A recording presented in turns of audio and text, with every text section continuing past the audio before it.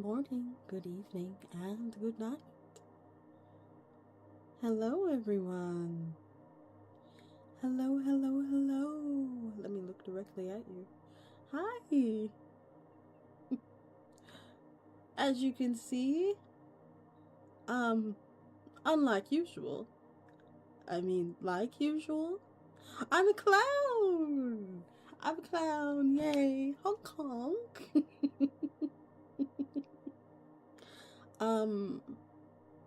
Today, it appears, the circus is in town. Am I heard over the music? Hello, I'm here. Hello. Yes. I cannot hear any music.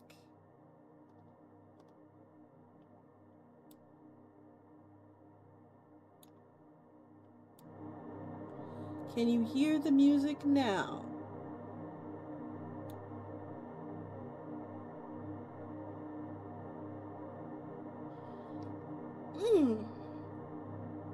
Today we're listening to Zerofuturism while I regale you with tales of the circus. And obviously this is SCP Sunday, as usual, every Sunday where I read SCP files to you, to the best of my ability.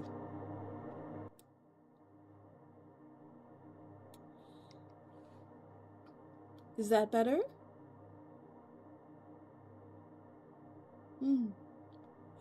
Thank you for letting me know that the music was too loud. Oh, a bit too far. Okay.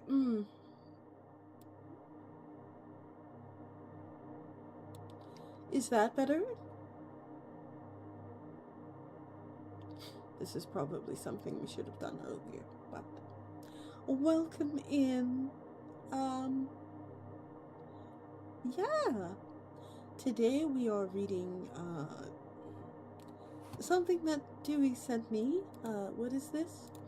Herman Fuller, The Circus of the Disquieting.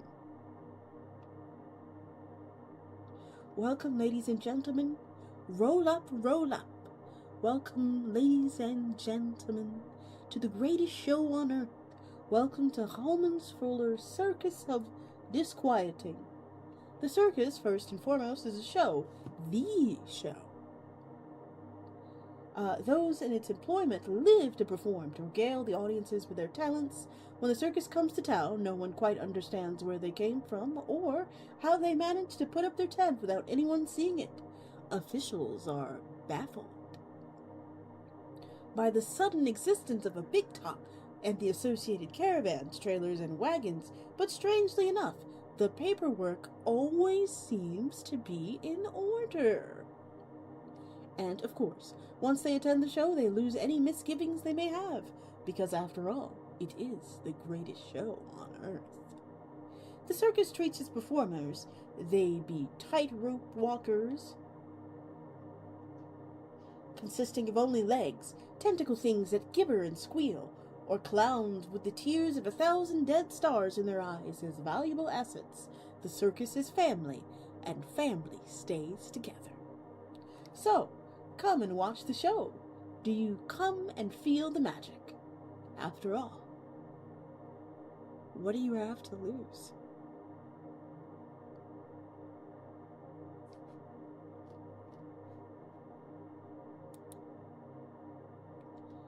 Let's start with the top one.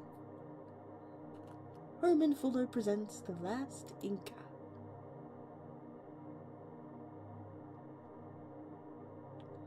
He fought for freedom. He lost, due to treason. Come and see, with your own eyes, the magic and power, the just cause. Decide for yourself, one night only. 7 p.m. this Sunday at the Oak Park Mall. One show, one chance. Come one, come all.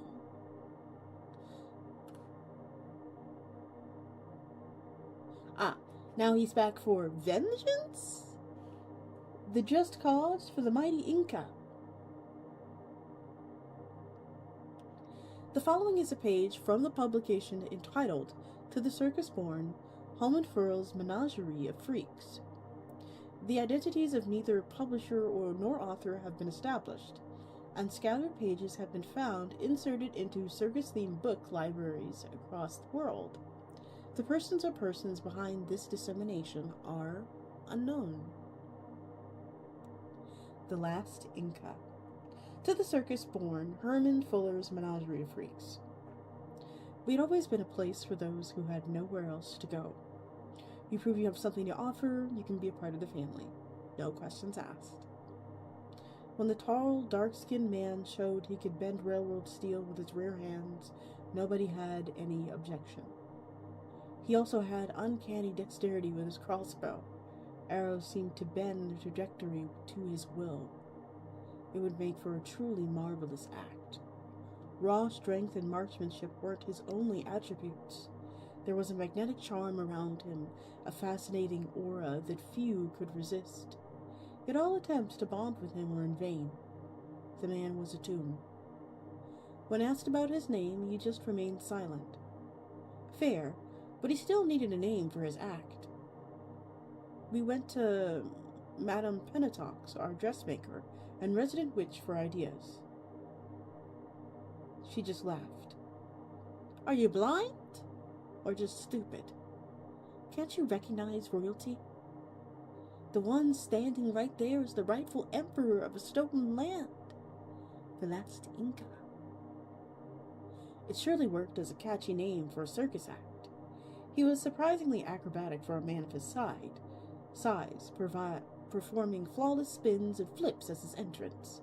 After that, he captivated the audience with not only his fantastic marksmanship, but also his stoic demeanor when wrestling wild lions and pumas. At the climax of the show, the evil conquistadors had kidnapped his beloved and forced him to shoot an apple on her head while blindfolded.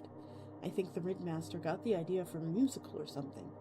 He never missed the shot, and freed the damsel while the cowardly Spaniards ran away. The public always went crazy. And yet he was not interested in fame. After the show, he quietly retired to his tent, avoiding fans and colleagues alike. Everyone in the circus respected him, though no one was able to penetrate his silence. Time passed, and everyone just accepted this mystery as a fact of life. One time I woke up in the middle of the night to relieve myself.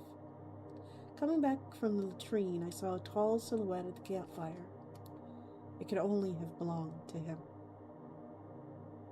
I was cold and still sleepy, yet finding him outside his tent was such a rare event that I could not help but shoot my shot. I had a good feeling that this would be my only chance to get to know more of this so-called emperor. I approached the fire. Mind some company? But I got no answer. Nevertheless, I sat in front of him. I did my best not to stare, but it was hard not to feel fascinated by this mythical warrior, this lost monarch, this rightful ruler of a stolen empire.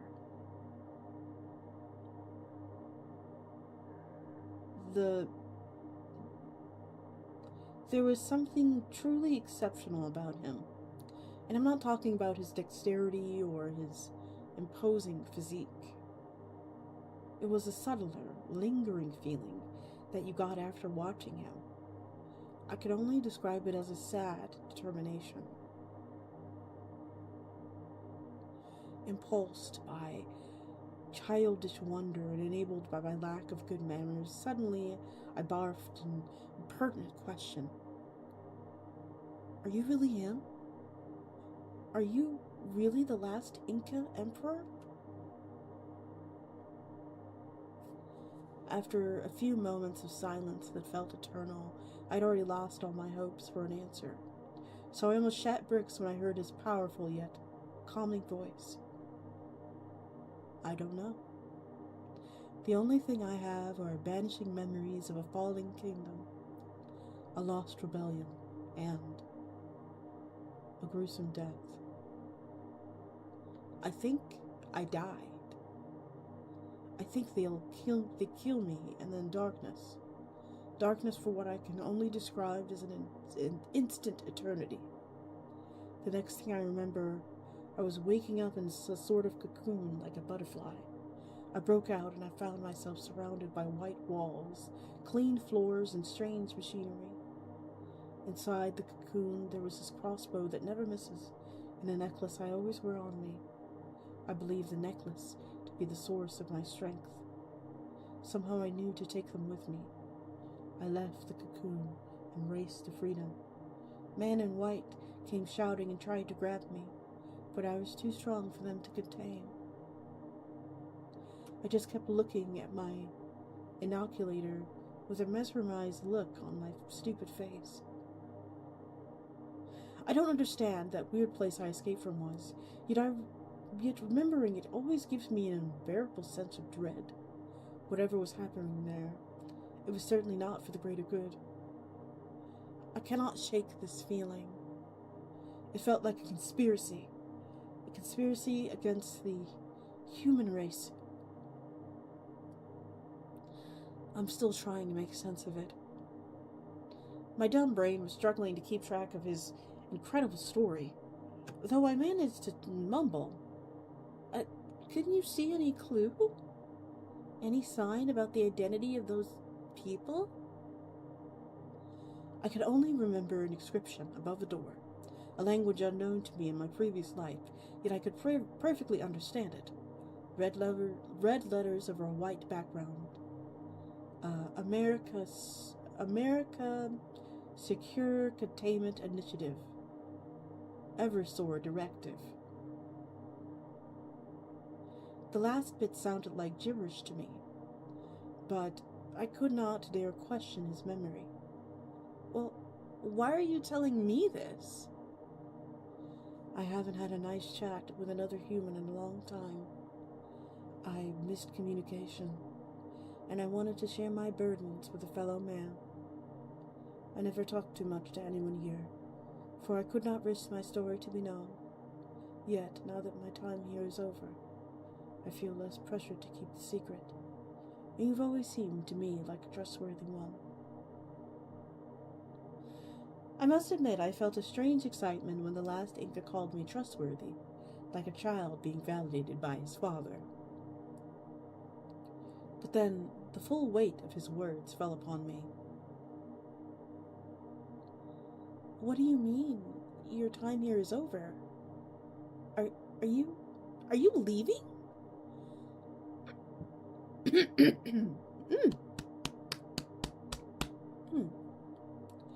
The men I must escape from, they won't stop looking for... Hi! Ah, ketchup! Thank you. Do I have anything to directly... Oh, I can have some of this.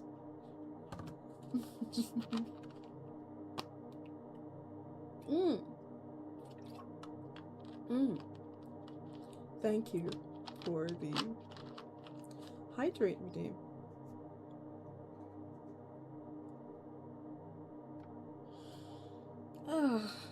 We need to adjust the timing on that. My model is pretty. Thank you. Oh.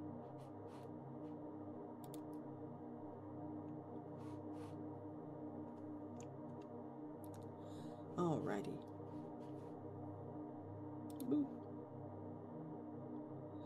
The men that I escaped from, they won't stop looking. In my heart, I know that to be true. For that reason, I must never stay too long in one place. Your circus is a good home for those who have nowhere else to go. You're a good family, if only temporary. Please forgive my distance and understand my reasons. And send my regards to the rest of the crew. Tell them I did have a good time performing here. And just like that, he stood from the campfire and walked into the night, lost one more time in the stream of time, never to be seen again by the likes of us.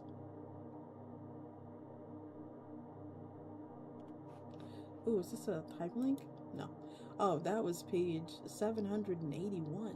Oh my gosh.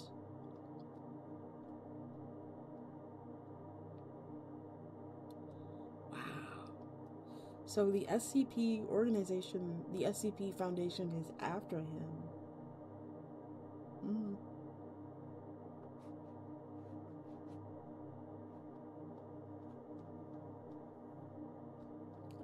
Let me do this. We can go back to our original page.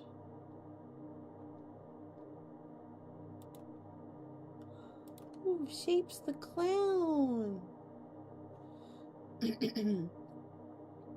Herman Fuller's Circus of Disquieting Shapes the Clown. Circles, diamonds, octagons. I can't read that. Isosceles trapezoids. I read it. Isosagons? Isotagons? Yeah, isotagons. Squares. He can bend and stretch to any shape. His limbs float around in fractal patterns. Created in a science experiment gone wrong, Shapes the Clown can move and warp his body into any form you want to see. The following is the page from the publication entitled To the Circus Born, Herman Fuller's Menagerie of Freaks. The identities of neither publisher nor author have been established, and scattered pages have been found inserted into circus-themed books in libraries across the world. The persons or person behind this dissemination are unknown. Brick Brawler. Him every day. The lashings never seemed to stop. I can still remember the way Brick would scream as Fuller mercilessly hurt him. While we sat tucked away in the den of the freak, Shapes and I could hear Brick Brawler in incredible pain. Have I talked about Shapes the Clown yet? Now, that's a piece of work. I was stuck next to this dude during every showing of the Den of Freaks. He would go on and on about stupid stuff. What he had for lunch. We get it, Shapes. You like sandwiches. How many shapes his body could turn into. Wow. Thanks for letting you know you turned into a dodecahedron whatever for the umpteenth time.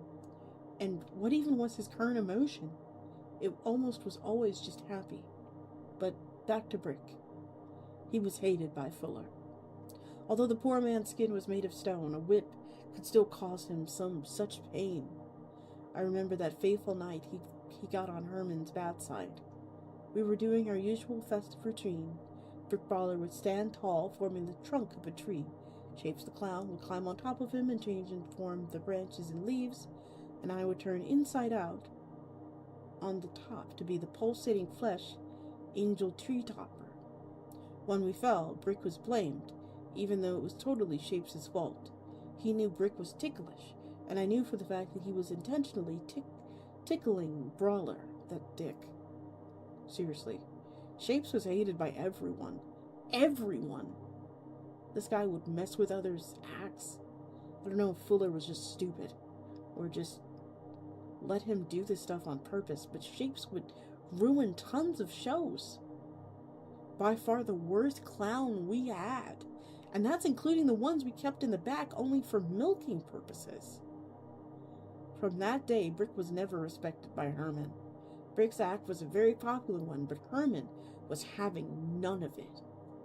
He was quickly demoted to Den of Freaks. His station was set between Shapes and my pedestals. Although I felt bad for Brick's new situation, this at least gave me a partner in the hell that was listening to the constant cacophony of meaningless chatter that Shapes would blather into our ears.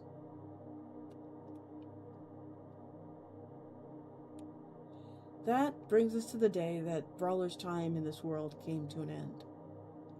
It was a slow day at the circus. Only 6 or so guests made their way through the Den of Freaks. What do you know? Made Shapes even more talkative than usual. Brick couldn't take it anymore and he left. He said he was going to get a drink of water, but I think it was more than that. He was leaving for good, probably because how annoying Shapes was being.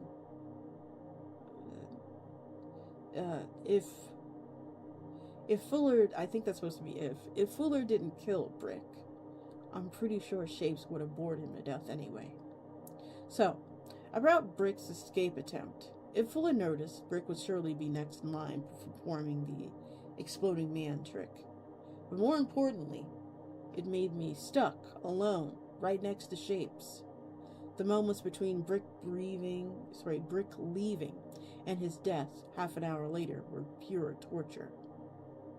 Shapes talked about his recent experience seeing a bird. It was a pigeon. It landed near his sleeping tent one night, and he was woken up by it pecking around outside. Yo, welcome in. The story went nowhere. He just saw it, and it just flew by.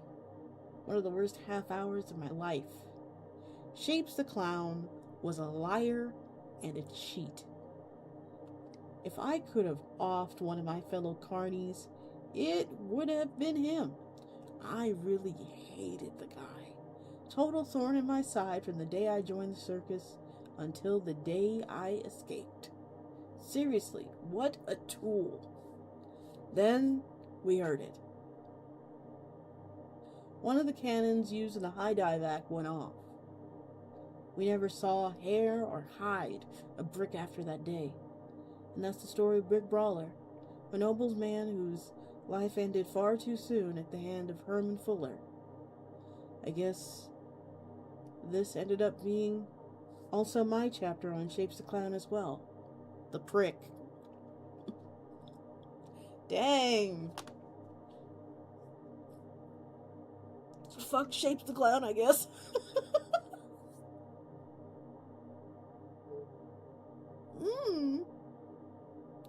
Welcome in. Get comfortable. The circus is in town. Yeah, Shapes was a dick. Yeah, all my homies hate Shapes. What is he gonna do? Turn into an isosceles triangle? Get that shit out of here. Take your octagon ass home. You ever get milked, idiot?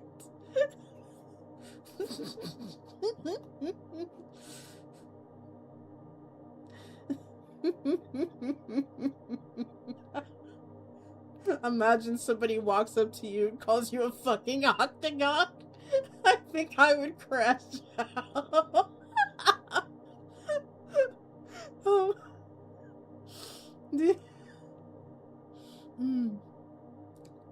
I remember when I was younger, and like the little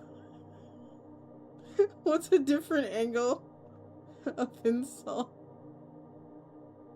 I remember when I was younger, and that's a different angle of insult. I get it. I remember when I was younger, and the boys would come home and their hair would be shaped like a rhombus. I would just giggle. Oh man, I love high top fades, but it's so funny. It's really funny when it's really funny when it's like angled. It looks like a rhombus. Like, cause some of these guys were fighting out here, fighting the clippers. Running away from the clipper. Out there looking like a pentagon. It's supposed to be a straight line. No, we got like different angles and stuff in there. Nowadays, I think that would be really cool. Trapezium. I think it would be really cool to have like a high top that's like a pyramid. Like that would be cool. Like I would love to see that.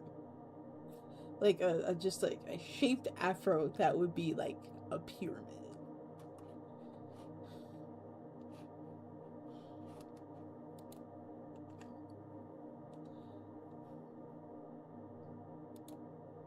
Which way? I don't know, because I feel like if you got it upside down, that would be so interesting. Like I think, yeah, I think having like the point like be like the back of your head, like towards the back of your head, and having it be like have like that perfect, like perfectly squares top and like equal on both sides. I think that would be great. I don't think the Discord link works. Oh no! Oh, not a problem. I'll take care of that right now. So yeah, I think like upside down would work, as opposed to just having a triangle on your head, like a pyramid on your head. Upside down would be like the fashionable way, but right side up would also be just equally funny. Alright. Give me 1 second and we will get back on the road.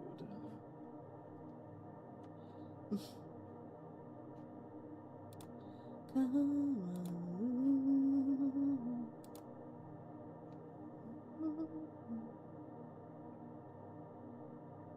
Just move it 180.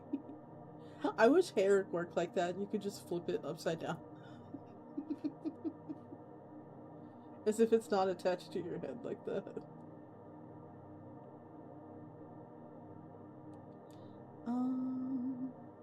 Here we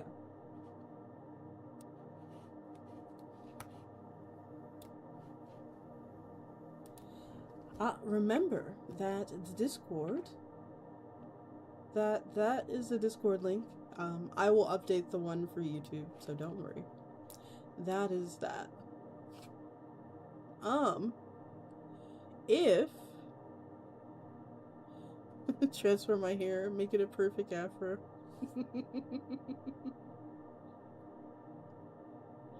Alrighty, let us get back to. We are now reading One Sent by God. The One Sent by God. Herman Fuller's Circus of Disquieting. I hope you're not gonna get tired of this. Thank you for the link. No problem. Just remember, you have to be 18 plus to enter the server. The One Sent by God. She flies, she heals, she protects. Tamer of her manticore. Human, bird, miracle, angel, soul. Sent from the sky and thrown into the street, she has now decided to create her most heavenly show. See virtue in person and revel in her divinity. Watch her tame the most vicious of manticores. Be blessed and impressed with our truly angelic experience. Don't miss it. You know what the page is for. The One Sent by God. Poor girl. She had been with us for such a long time in the circus, and she didn't deserve anything that happened to her. To tell you the truth, I never imagined that this little girl, who came from nowhere, would experience so many things with us. On the other hand, I must admit, it will be difficult for me to forget the night she arrived. The moonlight was wondrous, and the sky was full of stars when a figure entered the camp. A tall, blonde woman arrived at our tents and headed straight to Fuller. The woman dropped off a baby that night. After chatting a bit with Fuller, she disappeared. He was clearly going to keep the little girl at the circus as a future investment. Even if it wasn't something useful at the moment, it would be helpful to the business in a few years. Besides, Fuller didn't like taking care of the little girl himself. Oh, looks like ads are arriving in 2 minutes, so I guess I will chat to you a little bit. Have you all ever dealt with a Celestial before?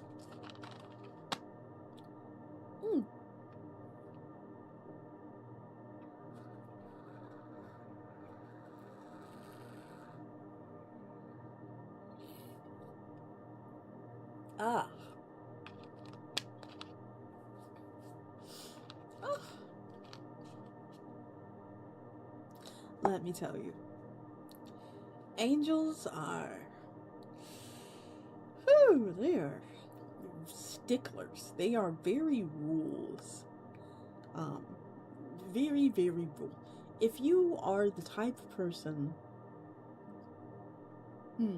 If you are the type of person like me, who likes a little bit of priest, you'll definitely like an angel. They're like advanced priests. Except they get violent when you don't follow the rules. And not sexy violent either. Like, while a demon is conniving and will lie to you, the angel will kill you. They do not, like, for example, you know how, in stories, the villain will, monologue a little bit before getting to business? No. Let's say you are just a random imp walking down the street, if you will. Just menagering down the street, and you're not even killing a human. You're not even courting a human. You're just there in daylight walking around. Which, I don't know why you would ever do that to yourself. But you're walking, and you come across, or rather, an angel finds you. They kill you on the spot, like you're dead. Like there is no, you don't get a word in, if you will. You are not meant to be there, and because you are breaking the rules, you die.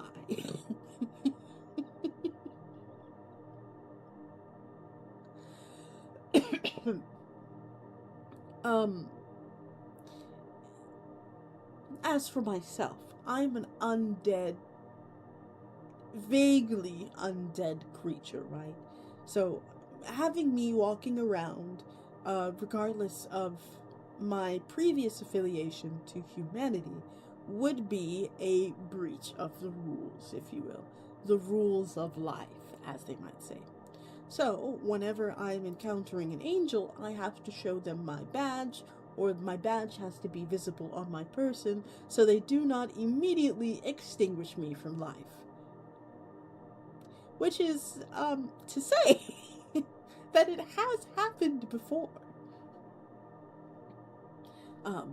Unfortunately, fortunately, because of my employ, I just come back to the Library Paradoxica unscathed and, a bit angry, and maybe my clothes are a bit singed because holy fire is very hard to get out of silk. But otherwise, no worse than aware. But I feel terrible for all my other little kindred who may encounter an angel, or at least any type of hard-bodied celestial being. The angels are probably the worst, though. But the thing is that they only come down rarely. Like, at most, you'll encounter, at least for me, I'll encounter a guardian angel. Those are a little different. They have different jurisdictions, if you will. Guardian angels do not attack random undead. They will genuinely just protect their charge.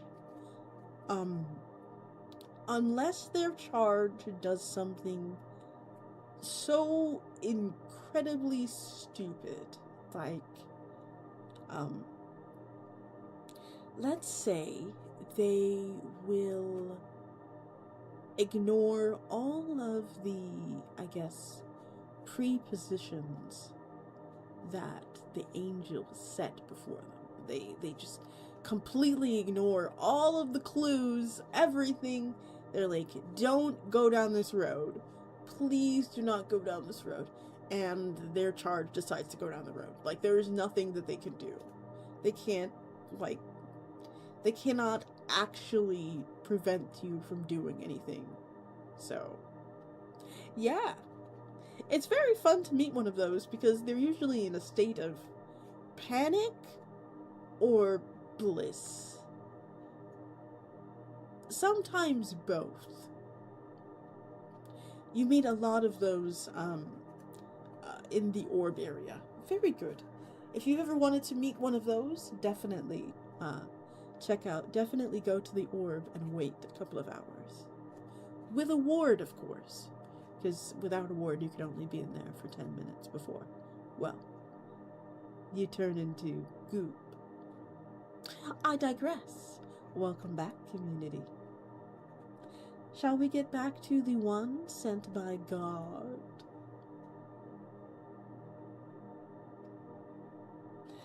Even if it wasn't something useful at the moment, it would be helpful to the business in a few years. Besides, Fuller didn't feel like taking care of the little girl himself, so it seemed appropriate to leave the girl in the care of the manticore tamer. He was the most suitable person to take care of her, and was always kind to the child, taking care of her, even protecting her while she was sick. For her, he was her father, and the only family she had. Still, the little girl always wandered around and made everyone's day, since we were like her little group of friends. However, Fuller didn't like the fact that the little girl was playing all day, so he told the trainer that she had to be put to work on something. The trainer got straight to work, and included the little girl in his act. She enjoyed seeing the monsters frolic around, in a peaceful, less scary light, and she loved making them happy. She would act as an accompaniment for the tamer, a sort of pre-show for his act, a little angel girl taming a baby manticore. It was something quite attractive as a starter, and then the big beast enters with the tamer to do his act. And so, the little girl got to work. That was the beginning of the little girl's circus career, and it lasted for years and years. Off stage, she spent time with the baby stingray the circus kept. It was like a pet to her, and they were always together. She even gave him a name, Melanessa. She gave it to him because she heard around some town we visited. And we all thought that it was very sweet that she'd given it that name, since she didn't even know that it was food.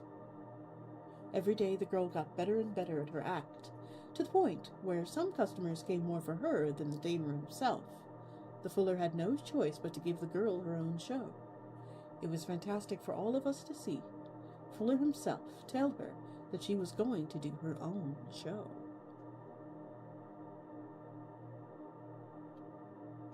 Seeing her hug the tamer with all the joy in the world was spectacular.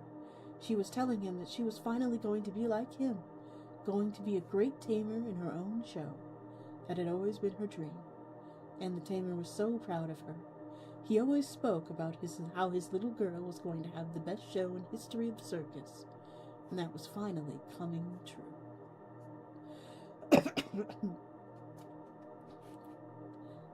They started practicing for her solo, but the girl was a bit clumsy when she was moving around the stage. I guess the nerves of being alone finally got to her a bit. But that didn't stop her. She was ecstatic, flying from friend to friend, telling them all of her plans for the act. Her act was somewhat peculiar, to say the least, but still appealing to anyone in the audience. It consisted of her entering through the front door, taking a bow, while Herman introduced her on the loudspeaker. The next thing the audience could see was our dear girl rising from the floor and passing around all the people nearby. She would choose a person in the audience who was in the most pains, her strangest gift, you ask me, and when she selected someone, she would lift them into the sky, soaring across the tent with her passenger. The girl would fly to the top of the tent, pause before swooping down and dropping the person onto a stage, the large manticore onto the stage, and she would carry the person right in front of the big monster. The person would naturally be terrified, but the beauty would force the beast, only using her wings. The crowd loves it. The training continued, but the girl did not seem to be getting any better. She was a bit frustrated, as the day was getting closer and closer, but still kept a cheerful spirit, mostly because of Melanessa, the tamer, always accompanied her, and she was always calm with them. The problem started almost 2 weeks before the presentation. The girl wasn't really making it, and Fuller had noticed that what had bothered him most to see was the girl still walking around cheerfully, even though the presentation was going badly. We all knew that when something bothered Fuller, things were going to get tense, and that's what happened. One day we really saw the worried girl running all over camp. Melanessa was lost and nowhere to be found, until Fuller arrived. He was carrying the little stingray in his arms. The little creature was almost unrecognizable. It had no wings or tail. It had a large cut on it, the center of its face. Fuller left the animal's body with the little girl, who was totally broken and in tears. He had told her that he'd hoped that she would take this as an incentive to really get to work.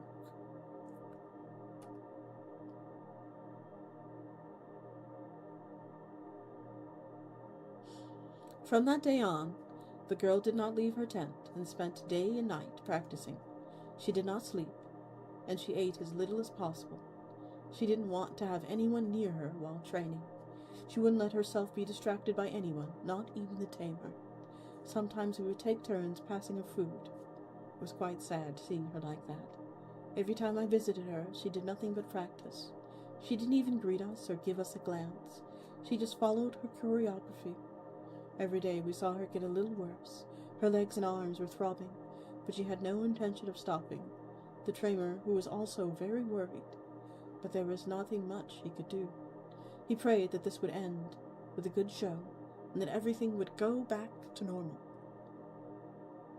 Things kept getting worse and worse, until the day of the show finally came.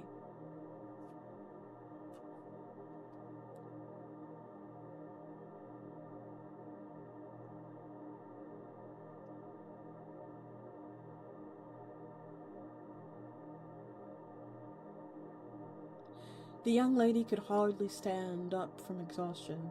Her eyes looked lost, but nevertheless the show had to go on.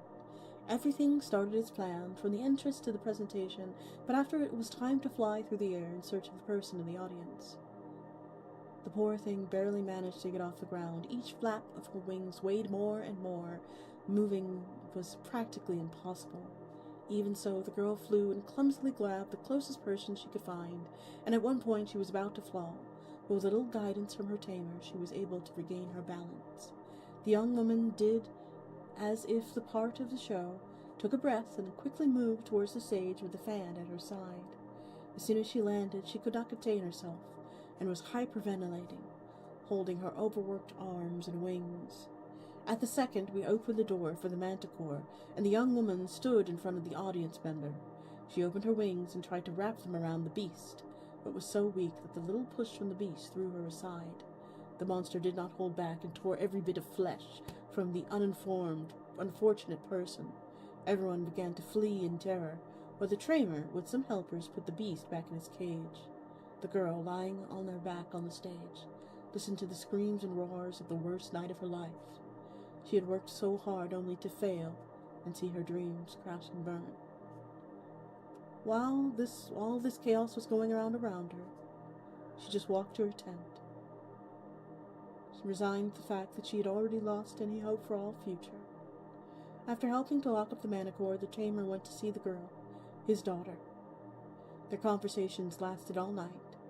She cried, saying that she had ruined her life, that she alone had damaged her life, and while the tamer consoled her by telling her that it had only been a bad night, telling her stories of how he himself struggled, the atmosphere came a little calmer, and after the tamer wiped her tears, the girl could finally rest peacefully. She hugged her father, the feeling ready for whatever would come next. But she wasn't ready. The next day they found an extremely furious Fuller who would tell the two of them to accompany him. He led them to the same scene as last night, but now the face was full of things. One of the men had tied the girl to a chair and put her in the center of the stage. The tamer looked at Fuller in terror as Fuller handed him a knife and pulled the man closer to the girl's back. Fuller forced the tamer to cut off the girl's wings. Fuller made the tamer cut each feather slowly while the poor girl kept screaming. The tamer tried to close his eyes while he was doing such inhumane acts, but Fuller did not let him, and made him watch everything as he was doing to the young girl he had raised for 19 years.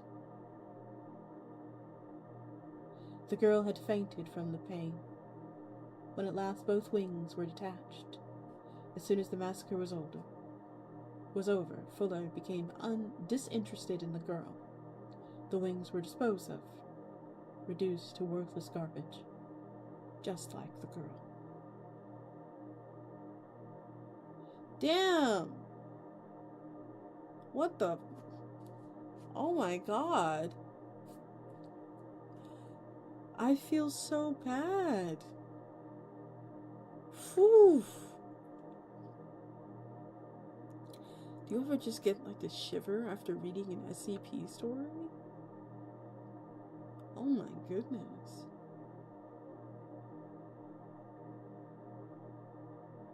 Like I'm shook. I'm shook. I'm shook.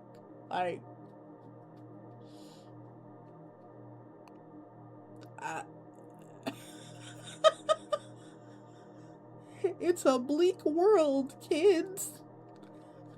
Ha ha ha. Did she need to die? Yes? No?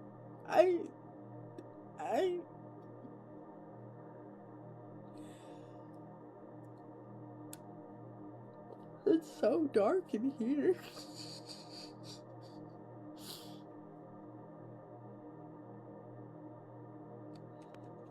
I don't think she needed to die. Like, she's not gonna be able to do anything.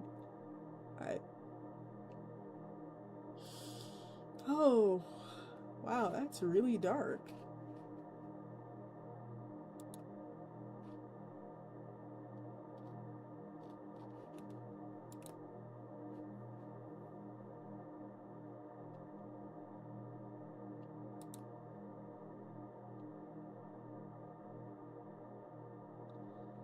Let's go down a little bit and read The Tunnel of Love.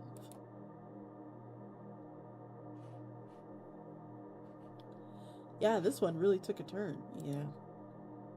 Yeah, it did. Herman Fuller presents The Tunnel of Love. Herman Fuller's Circus of the Disquieting. Tunnel of Love. Walk. Relax. Watch. Dream. Kiss. Love. I almost was like, answer! Only some people will get that joke. Together.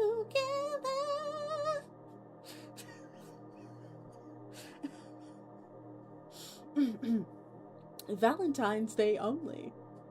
Lonely bachelor and bachelorettes, wait for your beloved no longer. Awaken to your true love. They may be closer than you think. I wonder if it's a tunnel of love is that Garfield dark ride. No! Oh my god. The log fume ride. Oh man. That they made Garfield because yeah, that one. I think that's what Teddy's talking about. Catch up's talking about. Oh my god. They kept boning in it, so they were like, why don't we make it cowboys? Why don't we make it Garfield?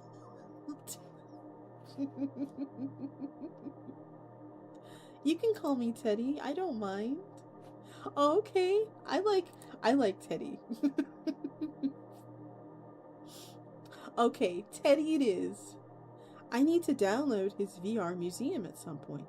Oh, I'd love that. I want to do that. Yeah. We can make it a thing. We can go see it as a menagerie, a class. I'm not a teacher. All right. The following is a page from a publication entitled "To the Circus." Born Herman Fuller's Menagerie of Freaks. The identities neither publisher nor author have been established, and scattered pages have been found inserted to Circus-themed books in libraries across the world. The persons or persons behind this dissemination are unknown. I don't know how far along the project is, but it's such a cool idea. Yeah! Let me know. Slide that into my chat so I can take a look at it. So I can make plans upon plans. Plans within plans. Family. For how long of a presence he had at the circus, Fuller never talked about his personal life, and many of us ever even wondered if he had one. Near Valentine's Day, that question was finally answered. He never intended to have a hand in actually setting up the attractions, but this time he was the one to do everything. Lugging materials, creating the posters, building. He didn't let anyone else help.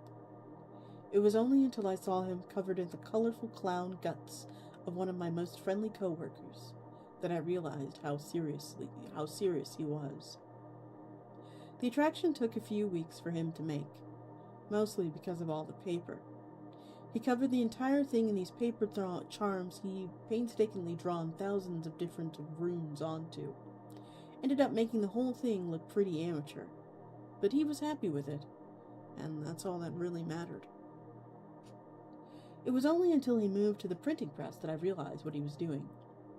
I remember having a headache looking at the poster. I suppose that's why, come Valentine's Day, we've drawn in a larger crowd of lonely folks than we had ever thought we'd get. Fuller's gripped on his wand tightly as he saw the bunch. For how much I'd grown to know all of his quirks, I couldn't tell if he was furious or overjoyed. He led them all on a spectacular tour of his carnival, his charisma practically filling to the brim. Took them behind the scenes, let them talk at the exhibits, and gave them free snacks, all the things he normally forbid.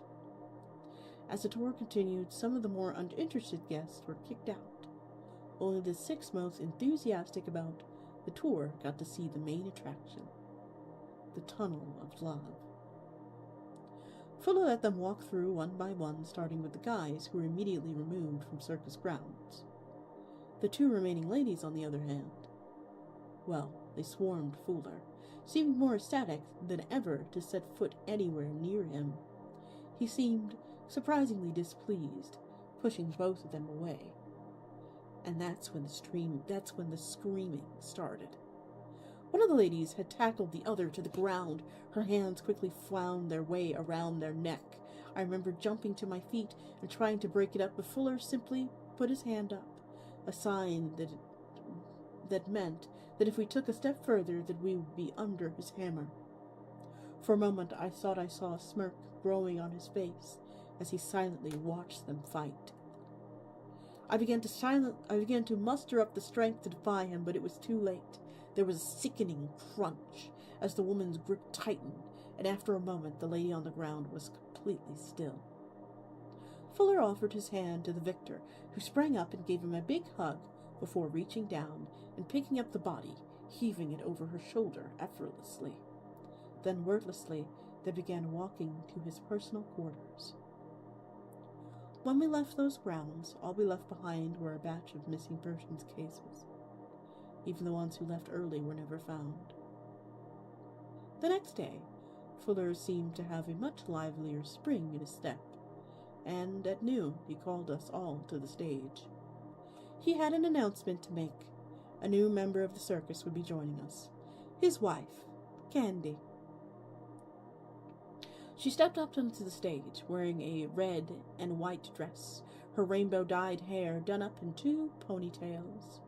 With all the white makeup on her face, I almost couldn't tell that she was the victor of the fight. Candy fit in with the rest of the circus perfectly, and eventually began to perform in shows, usually starting by kissing Fuller on the cheek before dashing up onto the stage. He watched her performances with a glow in his eyes that I had never seen before, and at the end of the day they would hug and hold hands as they walked back to the quarters. But as the days went on, I noticed that the glow started to fade. It was 4 months later when Candy disappeared, and Fuller made sure to silence anyone who brought her up again.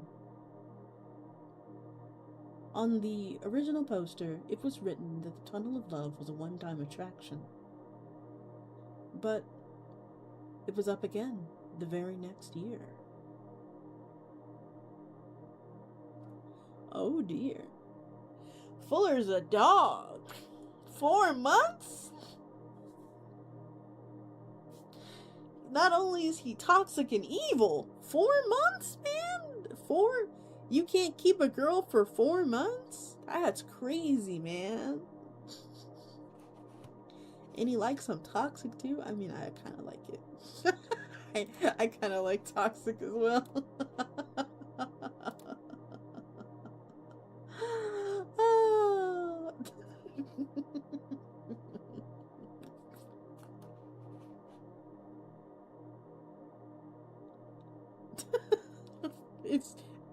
Listen, it's more fun when they're toxic.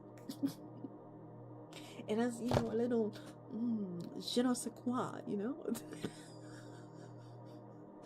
a little squid. Yeah, but he can't keep a girl for 4 months. Oh, I'm addicted to you, 'cause you know that you're toxic.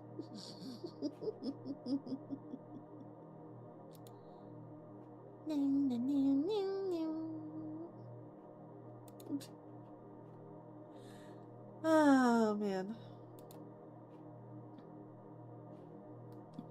No. Don't clip that. We're taking advantage that I burst into song randomly. This is not fair.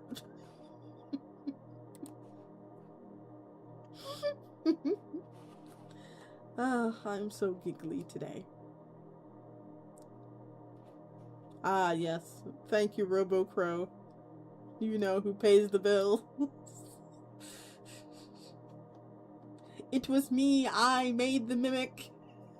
I, Edmund, made the mimic.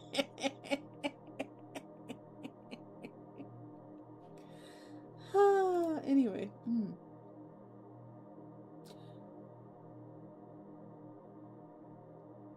Let's read The Doctor of Death. Oh. Huh. Doesn't he look familiar? I wonder. The Doctor of Death. He talks. He flies. He kills. He heals life. Man, bird, monster. Doctor Death. From the streets of Montalban, the once street artist decides to step up and delight everyone with his fantastic art, fall prey to fear and tension when this man, no, monster, raises the dead from their graves. Don't miss it. Today only.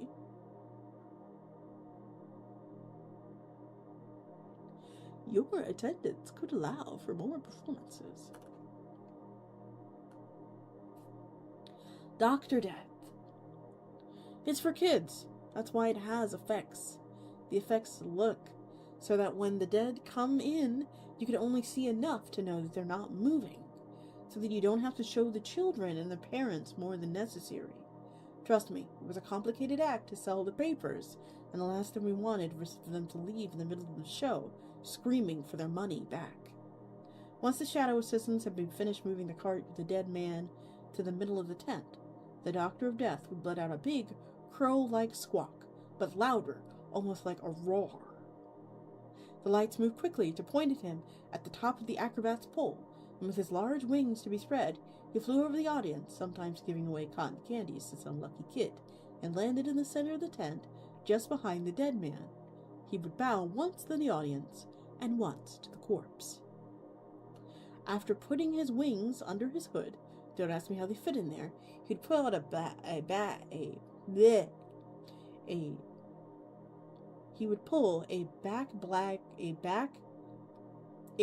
of black burlap, that was hard, out of his sleeve, open it, and take out all kinds of tools, from small knives and swabs to saws, cutting lasers. How did everything fit in a bag of that size of his hand? How did he have lasers that cut bones in 1923? Don't ask me either. The Doctor always seemed to do just anything with the body, random cuts, syringes everywhere, all while posing for the audience. He didn't usually take too long, and when he closed the body with a black ribbon, he spat something out of his mouth, which, when it touched the ground, it filled the center of the tent with a black smoke for a few seconds, and then the Doctor would open his wings, stretch out his arms to the audience, and then ask them, "Oh, death, oh, dear death, let me see him with life once more," and the smoke would go up in flames and disappear, and in the center of the tent, with the Doctor still with his arms and wings open for the audience, he would shout, "Life!" And the dead man would rise, taking in a great breath, and moan a great moan for the audience. The Doctor began to suffer from something like that.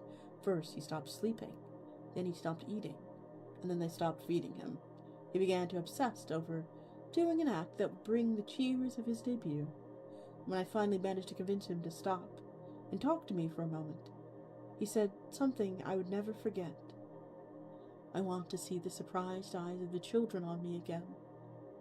I want to see all of the adults get up from their sleeps and applaud. I want to feel my heart beat again and be excited by the smiles of an audience that has had the night of their lives." He told me he had a great plan. His next performance would be on Tuesday the 13th, which was perfect for his horror-themed act, and he asked for my help. I said yes, and we got down to business.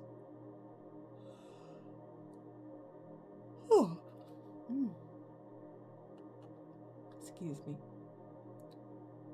The night finally came, and as usual, everything began with the dead man's cart being pushed into the center of the tent, with the spotlights following it, and the effects covering up.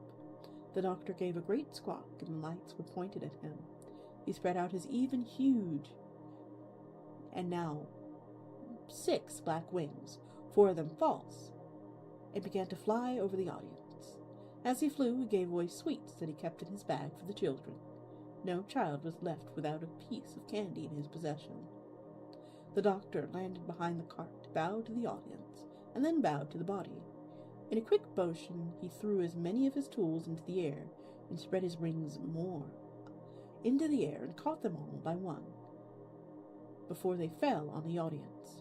The people, still somewhat frightened, applauded and amazed at his speed and accuracy.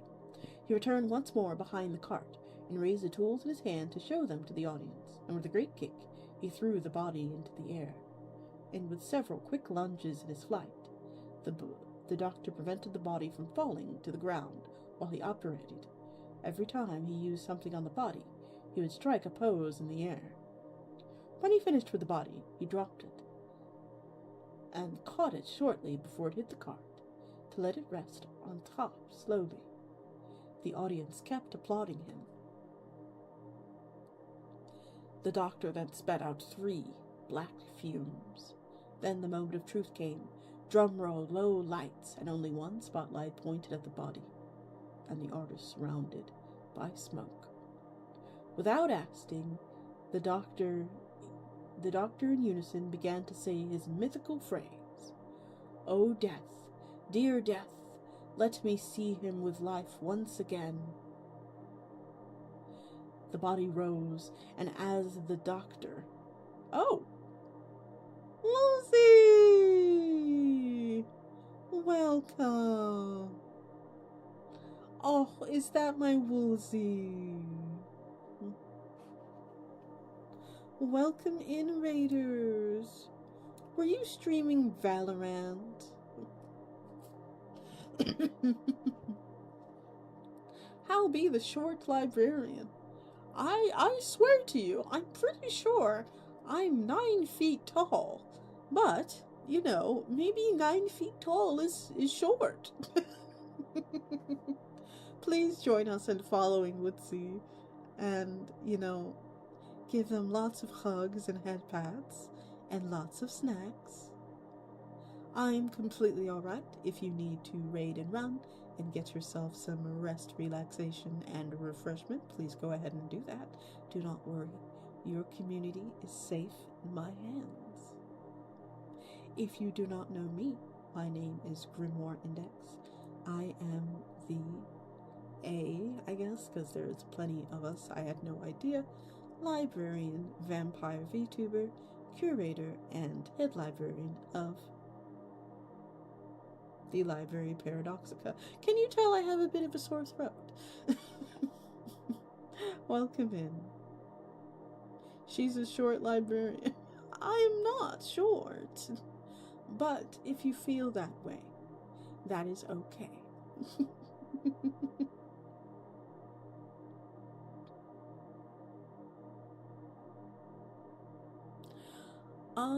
Let me grab a little drink, I guess. I do not have one near me. I guess I could have a shot of rum, but that's for later. But thank you for the hydrate routine. I hope I'm doing good. Well, thank you. I am doing well. I am doing well. How was your Valorant games? I heard that game is very popular in the orb section. It is very, very popular there. Lots of, putting spikes places. Yes, and shooting of guns.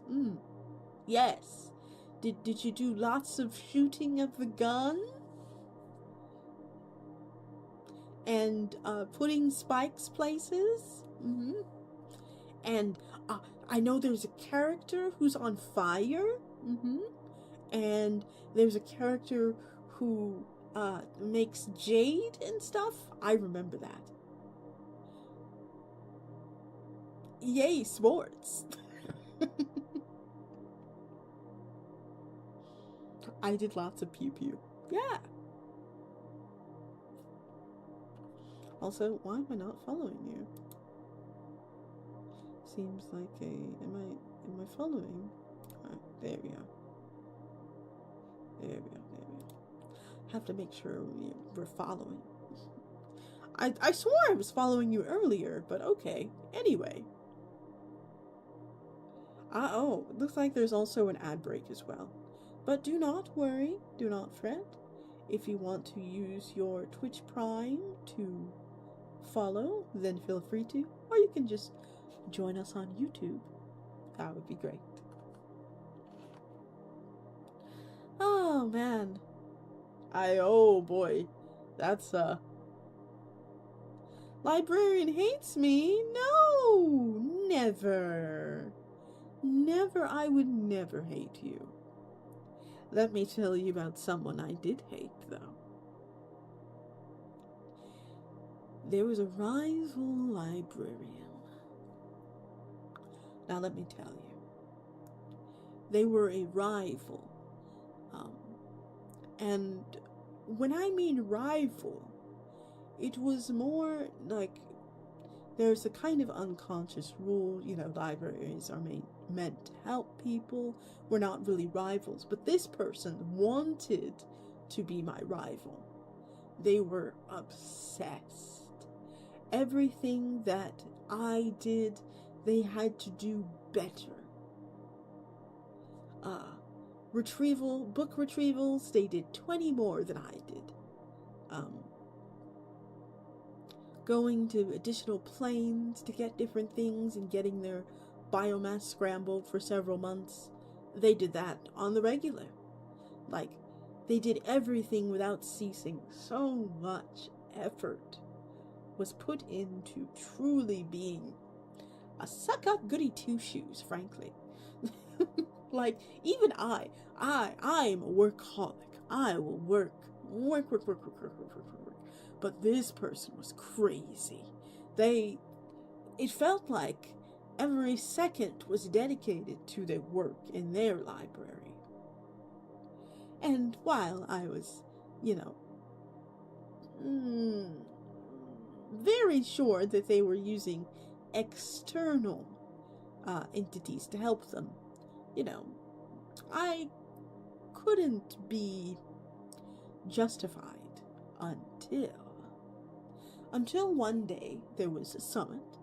There's usually a summit of us interplanar, I guess interplanar is better, interplanar librarians. There is a summit.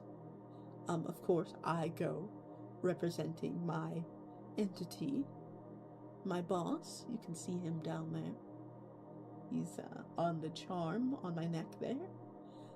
I go representing my deacon of knowledge, and they go representing their deacon of fear.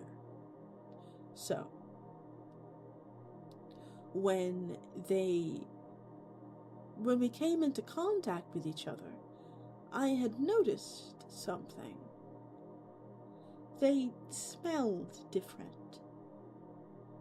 You know how when you meet someone for the second time or the third time, they have a certain smell to them? This person they had a different, we had met, me and that librarian had met several different times, so I know what they smell like. I'm also a vampire. My sense of smell is better than most. Well, significantly better than most, right? So I smelled him. This is a completely different person. They just look the same. And so I looked him in his face and I said, "Who are you? Which one are you?" And he froze. He said, "When did you guess?" And that was when I knew, because he was cloning himself. This entire time, he had been cloning himself. That's how he was able to get all the work done.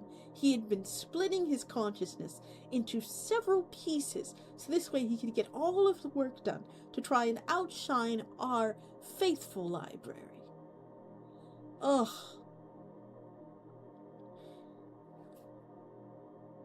I'm so happy he went insane. I'm just gonna say it. That's what you get for splitting your psyche to do work. Anyway, mad rambling aside,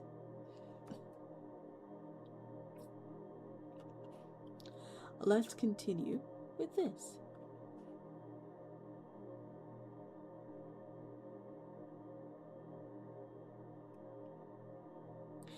When he finished with the body, he dropped it and caught it shortly before it hit the cart to let it rest slowly on top.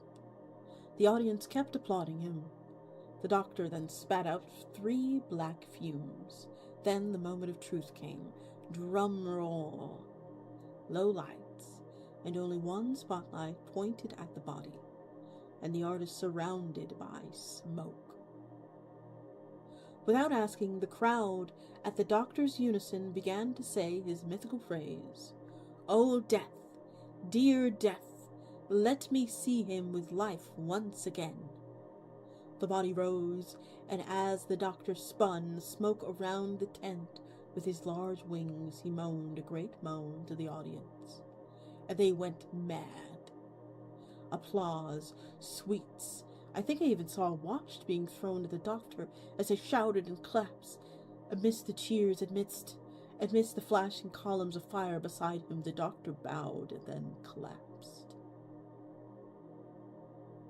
When they gave him medical attention, they discovered the ligaments in his legs and arms had been torn, and the wings had been broken, and that his left foot was twisted, and he had irreparable damage to his brain and bruising and lacerations, and the doctor finally managed to wake. And, Sir, I can recover. I can heal. I can still be part of the circus. No, Doctor. You are no longer apt for the circus. You are sick. You are broken. And there is no cure. Now you're just a pest of the bunch. Please, sir. I can find the cure. Sir. Please.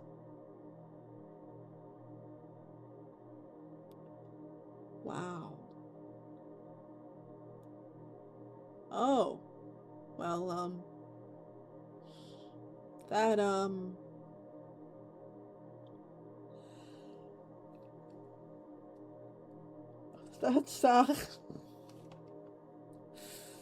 that's, it's really dark in here.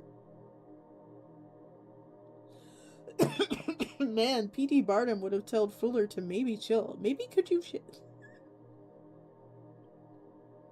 I don't know. P.T. Barnum was pretty bad, too. At least from what I remember.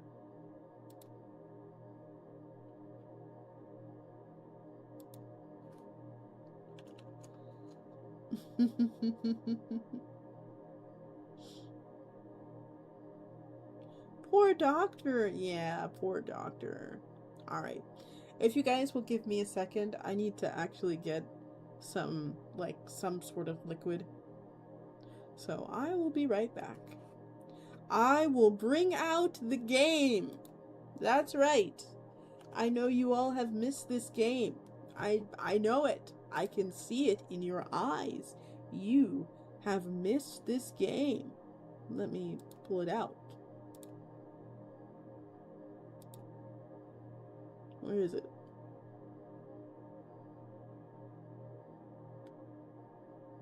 Maybe. You all have missed this game.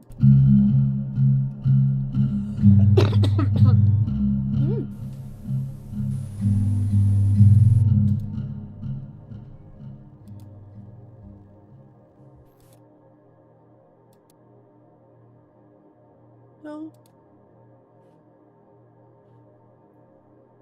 Okay. Am I hurt? Am I good? Oh yeah, RPG time. Okay, give that a try before I go get my, stuff.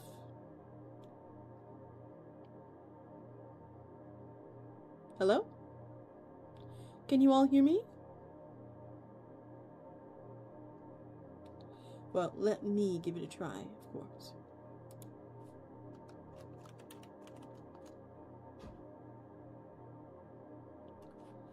Huh?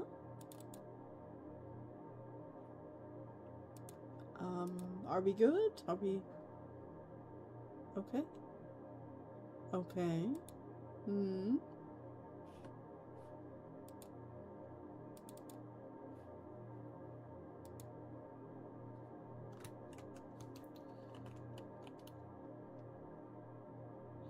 Huh. Just a second, you guys. I don't want to leave you without this game.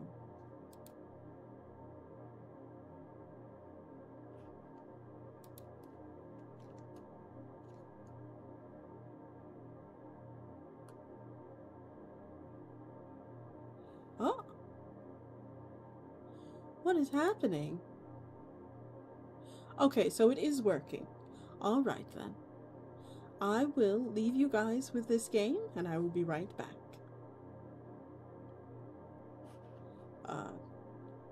Hopefully everything is okay.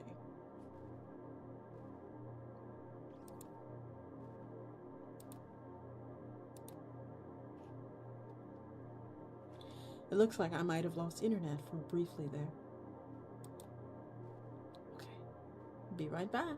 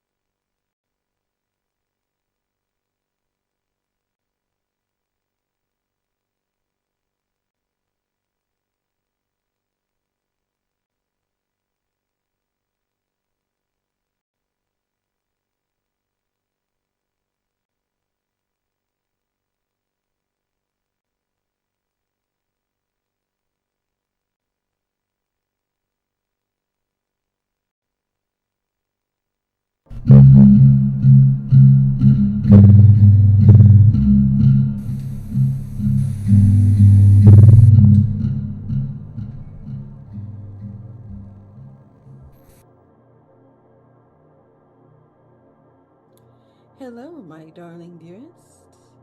As you can see, that transition is peaking a lot. Oh, wow. I will definitely, turn that down in a moment. In fact, I can probably turn it down now.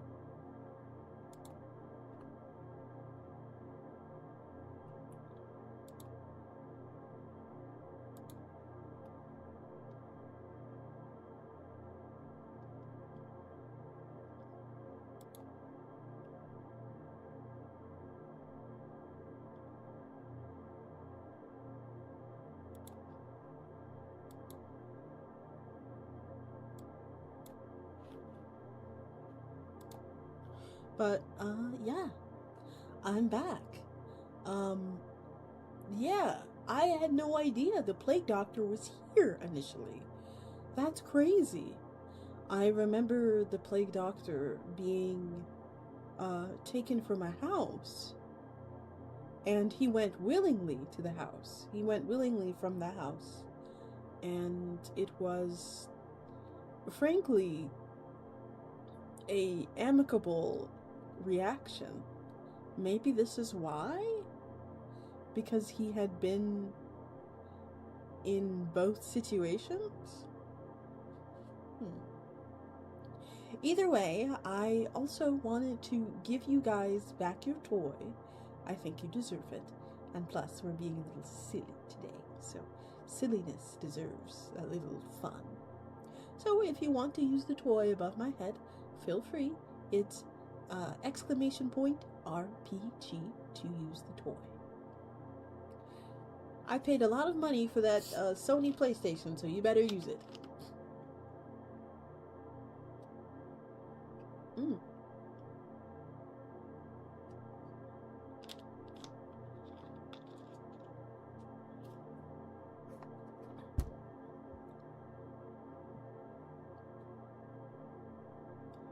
Anyway, it also looks like there's an ad starting as well. I think my stream may have cut out when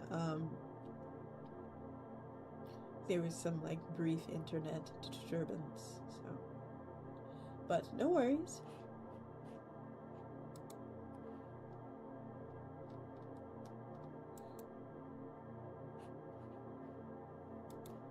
No. I think it was my internet. We'll read one more story and we'll call it a day there, shall we? Maybe if you'd like, next time we could read more circus stories. Would you guys like that? More Herman Fuller's Circus next time, next Sunday?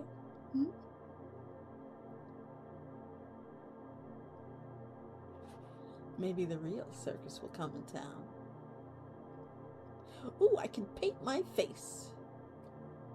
Put on some diamonds and more clown makeup. This has been fun. I enjoy diving into the canon. I like this. This is great. This was such a good choice.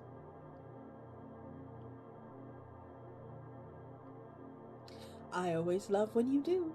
I love SCPs, and I love it. I love when you guys tell me about your favorite SCPs too. I still think my favorite is when you do not recognize the bodies in the water. That one's still really, really good to me.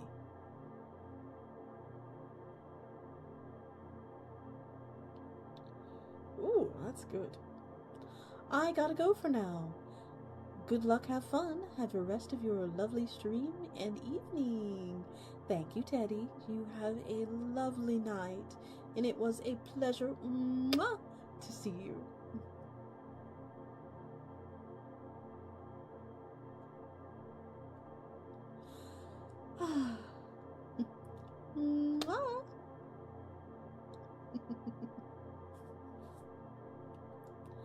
Bye-bye. Don't be a stranger. Stop by more often.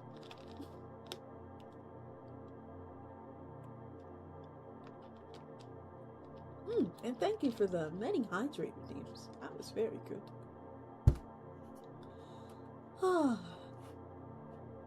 I have to remember to keep water in here. I can't just keep drinking Coke Zero. That's bad for me. My blood is going to become Coke Zero and, you know, dead things. Dead things and Coke Zero. Now that I think about it, how do I process all of... You know what? Let's not even... You know what? No. Let's not go there.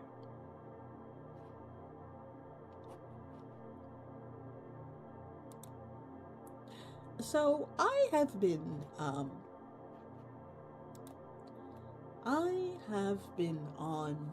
my Oshi, that site. I have been on my Oshi for like a couple of hours, and I've been just messing around with CSS. Oh, excuse me. And it has been both a painful and rewarding experience. I hope that I hope I can learn a little more. I feel like I could understand it. And plus there's like little there are those little glossy buttons from back in the day. I want to make a couple of those. So, yeah. Let's do the Dread Behemoth. as our last story of the evening.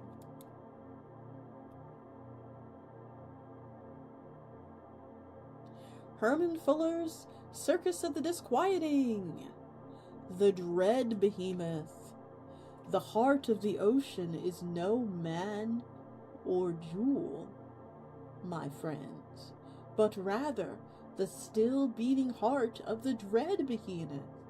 Come and bear witness to one of the most horrid and bizarre spectacles that man has ever laid eyes upon. The enormous undead heart plucked straight from the chest of an eldritch colossus from the abyss. Hear the astonishing tale of how this monstrosity came to be in the possession of Herman Fuller.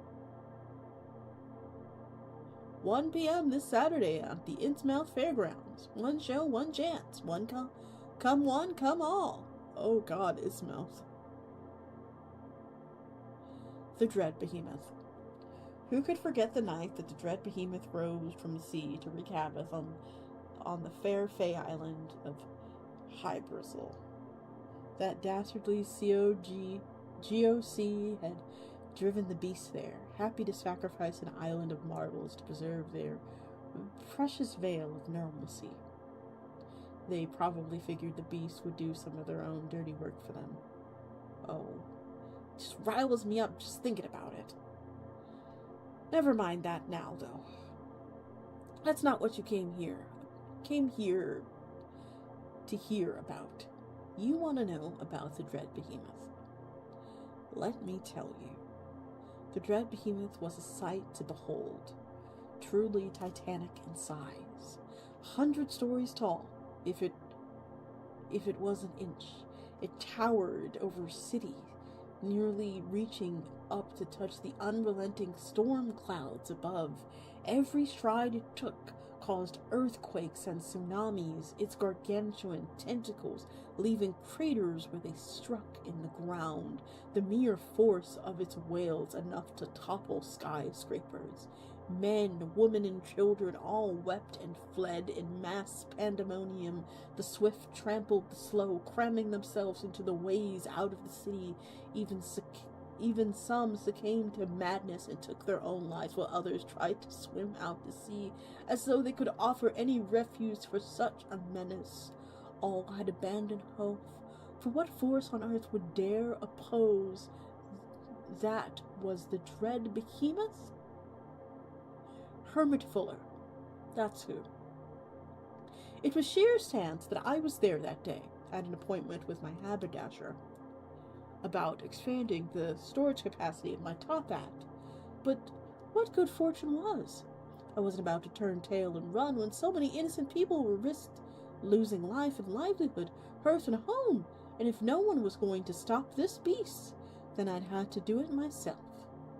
Doing what I could to jump up my courage, I sized up my foe, for it had a pound or two on me, it is true, but I had my wits. I knew I was no good getting stomped under its tentacles, so I made for high ground. I climbed a fire escape to the tallest top of the building I could get to, and by then it was the last building left standing. Atop from that lonely citadel I gazed down at the Dread Behemoth, and I swear to you, friends, it looked up at me not with mere animal hunger, but with contempt. Who was I to stand my ground against it when all others had fled? I would pay for my insolence dearly, surely I would, or so I thought.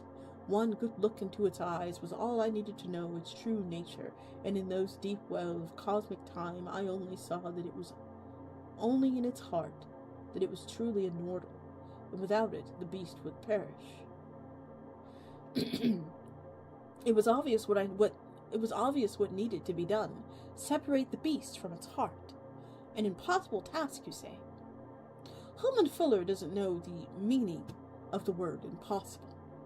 Drawing forth a 20-foot harpoon from, among the various detritus that Motormouth keeps in his second stomach. Motormouth was with me as well. I should have mentioned that earlier. I aimed true, thrust it directly into the behemoth's chest. Fortunately, my knowledge of eldritch anatomy was spot on. I pierced the beast's undying heart, and with a mighty pull, I freed the heart from the monster's ribcage. It was an immortal no more. The behemoth was dead before it hit the ground. But the very least, it left a magnificent corpse. I, however, had no use for a megaton of squid meat, so I left it be. I kept only the heart of the ocean as my trophy, which I proudly present to you today, as proof of my extraordinary heroism. Footnote.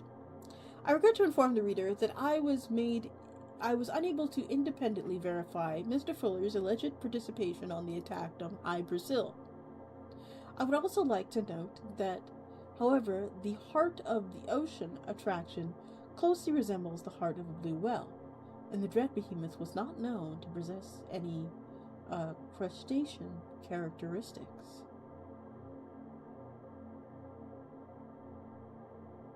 Oh, so he's a liar. He's a liar. He's just a liar. He's a liar. Oh, I hate him. He's the worst. Oh my god, he's the worst. Boo. Boo, he's the worst.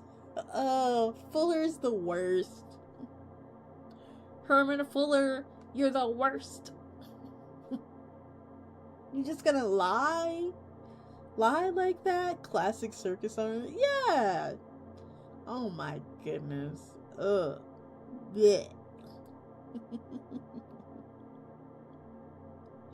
Let's do one more. I lied.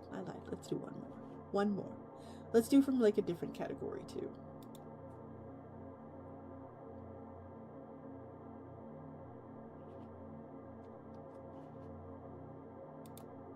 If it'll let me. Hello?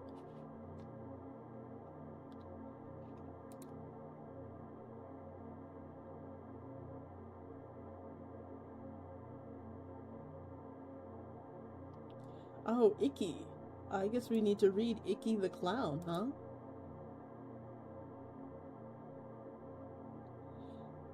Herman Fuller's Circus of the Disquieting. Send in the clowns. Herman Fuller's circus troupe.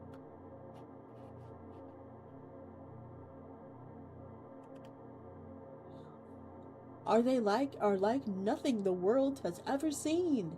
They will delight and astound you with their unearthly talents. All led by the magical, sensational Icky. Icky the Clown. It all started when I found a book on stage magic by Tobias Hollins. It had about 300 tricks in it, and a few dozen of them were legitimately supernatural. I did a handful of them for a school challenge show and won first place easily.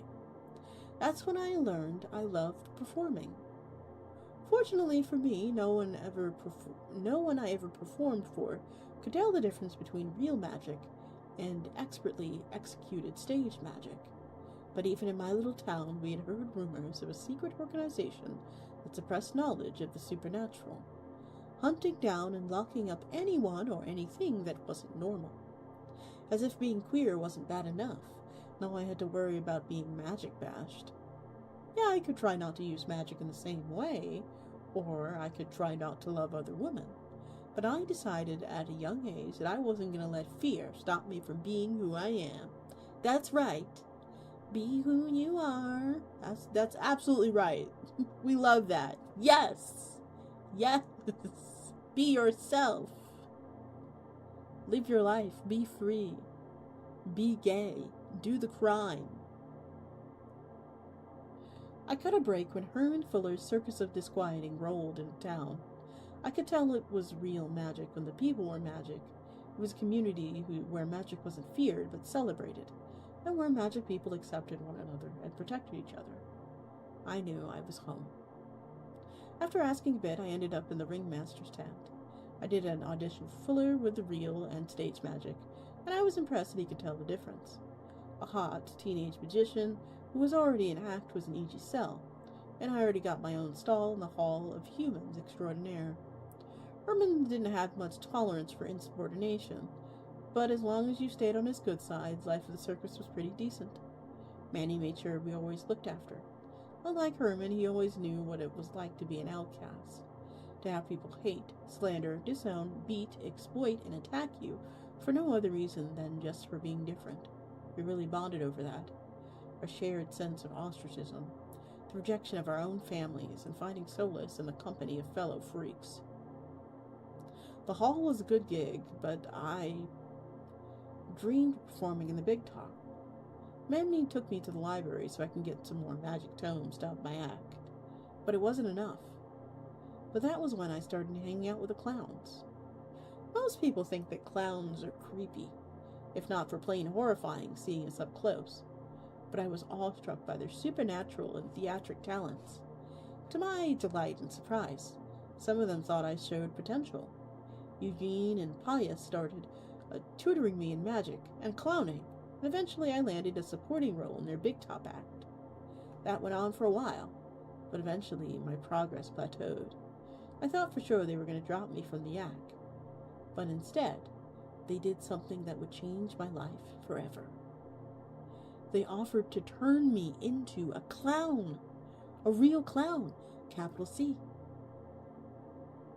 I had never considered the idea of becoming anything other than human before, mainly because I didn't know it was possible, but as Tinkle went over the procedure with me, I found it more and more appealing. It wasn't just the magic that appealed to me, but the fact that clowns always seemed happy.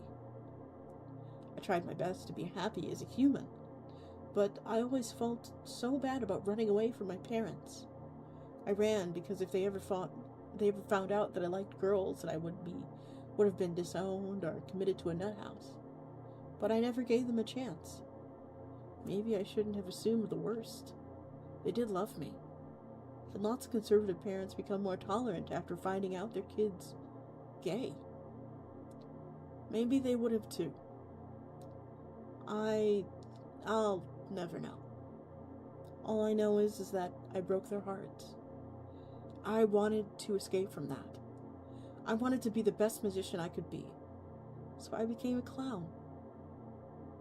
I think that caused a bit of a rift between me and Manny.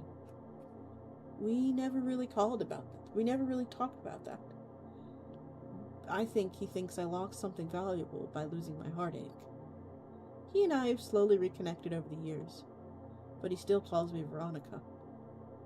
I'm not as embarrassed to have started off as Veronica, but I couldn't be happier to be Icky. Ah, Icky Vicky. Oh, that is so cute. Oh, she's a clown. That is so cute.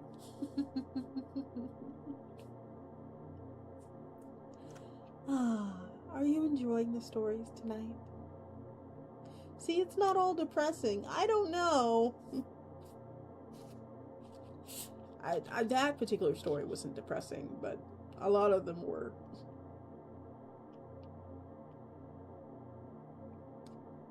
Don't hit me with the clown emoji.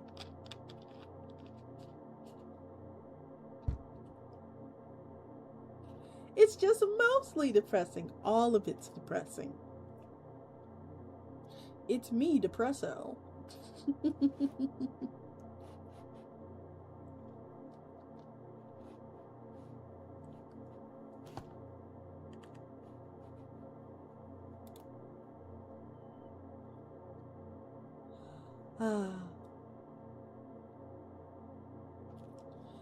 Let me pop my back.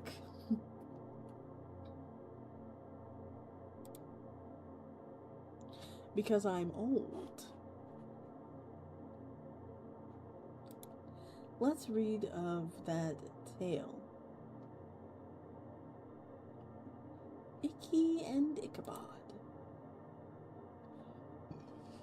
Excuse me. This one's gonna be a little long. Alright.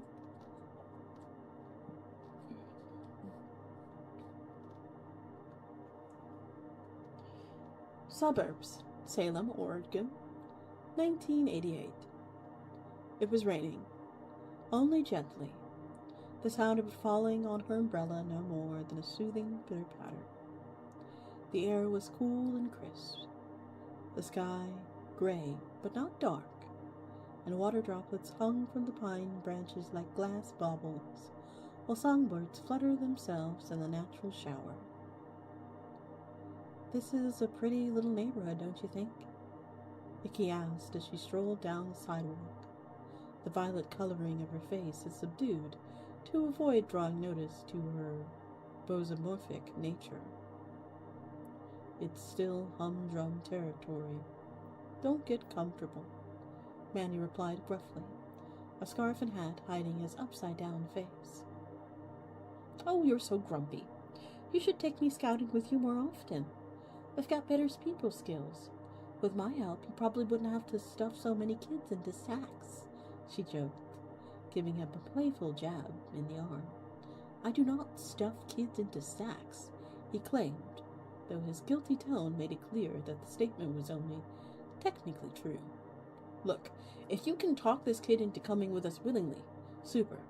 But remember, the only main reason I bought you is for backup. Child reality benders are unpredictable, and we can't risk attracting attention when we're out in the open like this." "Don't worry, I'm great with kids, especially magic kids," she assured him. "I'll turn this girl into the 5-star act in no time." They turned the corner and came upon a small park, with one lone girl running along the play equipment, talking herself in a loud pontificating tone. At first, Iggy thought that it was odd the girl was playing in the rain, but then realized it wasn't raining inside of the park. "That's her?" "That's her," he nodded. "I'll let you take the lead." The two of them walked towards the front gates and saw that they were locked. A sign had been hung reading, Royal Kingdom of Queen Sophie, go away." Inside, the park was littered with countless toys, candy wrappers, buoyant balloons that bobbed up and down, and a fountain full of chocolate milk. "It's like a little clown alley in there," Icky smirked. "Excuse me, may we speak with Queen Sophie, please?" "Who dares intrude upon the great sorceress queen of all the land?" the girl demanded, marching towards the entrance with a plastic staff in hand. She was a redhead, maybe about 8 years old, and looks like she hadn't had a bath for some time. Her sparkling tutu and Care Bear shirt were covered in dirt and chocolate, and possibly other brown substances as well. "Just a humble circus performer, Your Majesty, and her companion," Icky replied with a polite curtsy. "You'll kneel if you don't wish to face my wrath," Sophie threatened, with a loud burp. Icky humored her without hesitation, but Manny was a tad more reluctant. "I said kneel, foreigner." "Just what we need, another high-maintenance reality bender," he murmured as he dropped to one knee. "Now explain why you interrupted my eternal playtime," Sophie ordered. "Of course, Your Majesty. We're from a community of magical people, like yourself, and—" "I'm the only magical girl in the world," Sophie screamed, partly in pride and partly in pain. "Do you really think that?" Iggy asked. "Is that why you're all alone in there?" Other people are scared of me. Kids, my parents, even the police. Soldiers in black ran from me," she explained. "It's better if I stayed here." I'm not scared of you, sweetie," Icky replied, allowing the bright violet to return to her lips, cheeks, and eyes. "I'm magic, too, and so is she." Manny pulled down his scarf to reveal his upside-down fleas. Sophie eyed both of them with cautious optimism. You're really magic?" she asked softly. "Yes, and we're from a place full of magic people," Icky told her. "A place where people won't be scared of you, where you can have friends again, where you'll be safe and loved and learn how to become even better at magic. Have you heard of the X-Men? It's kind of like that, except we're not superheroes, just a circus. Are you a clown? Sophie asked, her eyes wide with wonder. I am. Do you like clowns? Icky asked with a wide smile. The girl nodded. Well, if you were to come back with us, you get to see the most talented clowns in all the world. We could help you with your magic.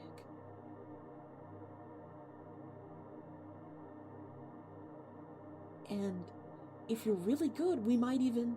A bullet whizzed through one side of Sophie's skull and out the other.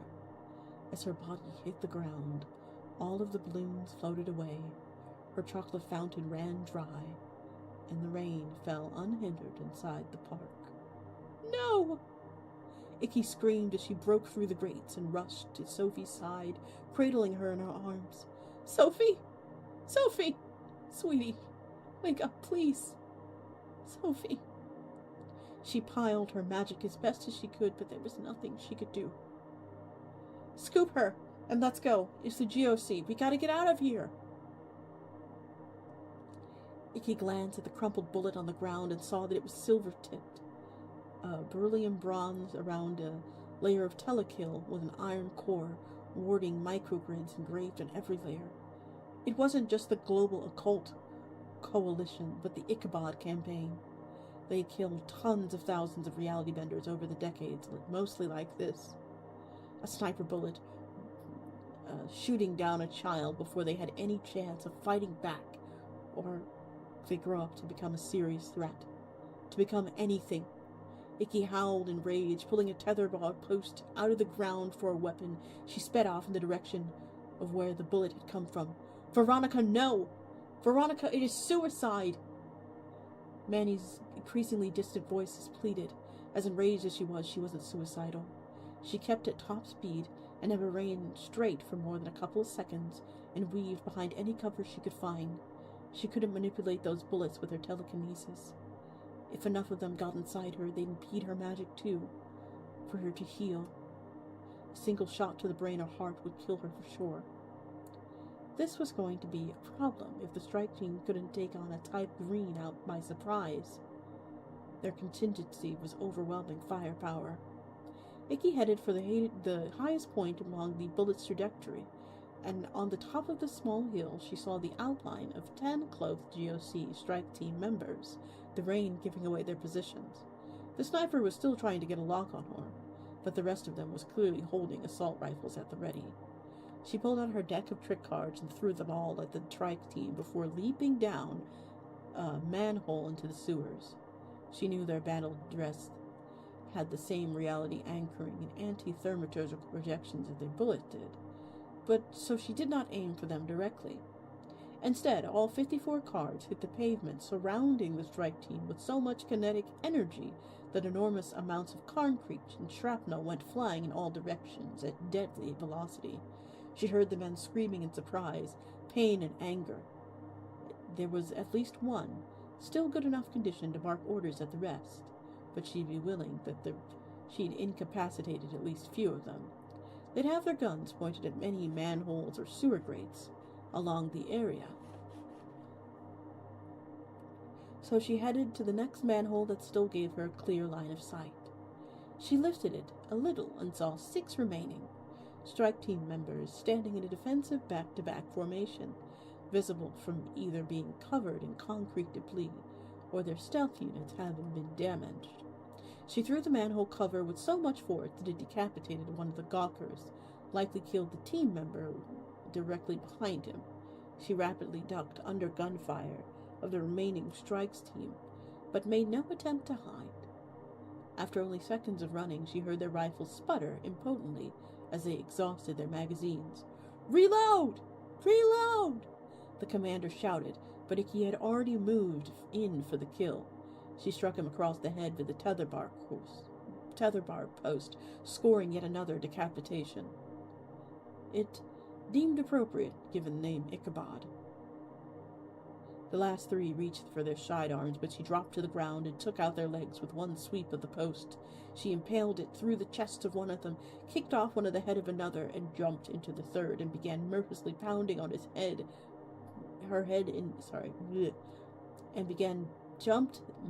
Jumped onto the third and began mercilessly pounding his head into ground beef with her fists. Fuck you!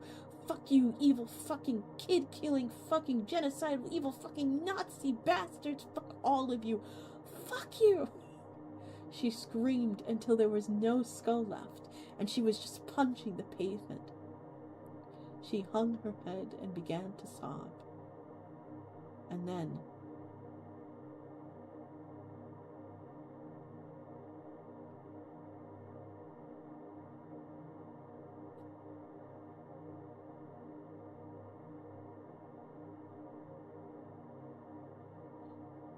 she heard a groan coming from behind her. One of the strike team members, the second one to have gotten hit by the manhole cover, was still alive. His vision had been shattered. Icky could now see the man's eyes, one blue and one green. Not that she noticed or cared, she pulled out the tetherball post out of the corpse collapsed in the chest and swung it with the intention of collapsing the survivor's skull.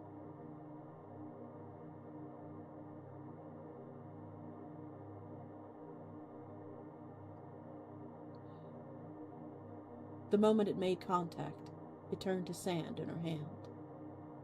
Taken aback, she stepped away from the man, unsure of what just happened. Did you do that? She asked softly. The man took off his now useless helmet, shaking dust and sand out of his blonde hair. The two of them quickly became strained with crimson streaks as the rain around them turned to blood. But she had no doubt that it was his duty. Traitor! She screams, lungs lunging to tear out his trachea. Without moving, he shifted out of her path, as if he had never been there at all. With a single motion of his fist, he called down a bolt of lightning to end her for good. True to form, Icky merely spazzed him with an illuminated skeleton, and survived with nothing worse than his singed hair and clothes. Well, that's the first, the man muttered. What's it gonna take to put you down, Jugs? He reached for his sidearm, only to find that it wasn't there. Iggy had snatched it as she ran, and was now aiming straight for him. She fired, knowing he was powerless against the Magitech bullets as he was. She had taken him by surprise, this might have worked, but instead the blood rain before him instantly congealed into a wax wall, nearly 2 feet thick, more than enough to stop the bullets. Screaming in frustration, she threw the gun and jumped over the wall, only to find that the man was gone. Rather, he now stood where she once had been a moment ago, smoking a cigarette. You know, I really fucking hate when you freaks make me use my own abomination against you. It's so fucking hypocritical. I'd like to think of myself as a man of integrity. She charged at him again, this time slipping on the blood. It congealed around her and strapped her to the ground, constricting around her torso like an anaconda. She couldn't summon enough strength to break free, nor enough magic to overpower whatever it was he was doing to her, and it was getting harder and harder to breathe.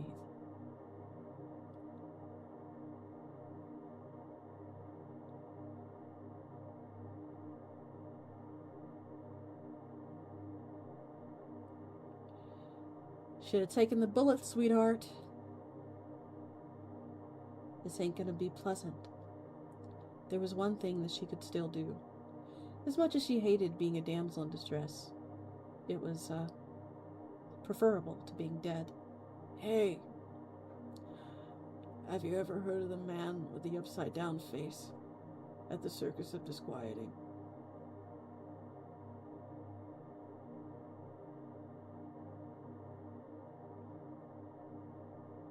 The man with the right-way-up face scoffed at the nonsensical question, but then went pale as he recognized the feeling of something foreign probing inside of his mind. "Hello, Francis," whispers a voice with no actual sound. "And he's heard about you." Icky smiled. info hazard. She'd exposed him to some kind of info hazard. His heart rate shot up as he tried to think of what to do, but he wasn't prepared for this kind of threat. The man with the upside-down face was inside his head, looking for anything he could use against him.